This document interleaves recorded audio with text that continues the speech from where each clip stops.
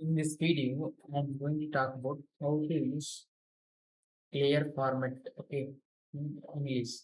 Here, first, here I give the list of product rate quantity. Okay, apple rate 400, quantity 2. Okay, product name orange, rate 200, quantity 4, equal to product. Okay, now I use formats bold. Okay, and I use underline here.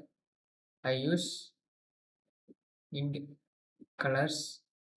I here also I use colors. Okay. Now I want to remove those formats. I want to remove given formats. Okay. First I select it and home tab, editing. I use clear option, clear formats. Okay. Clear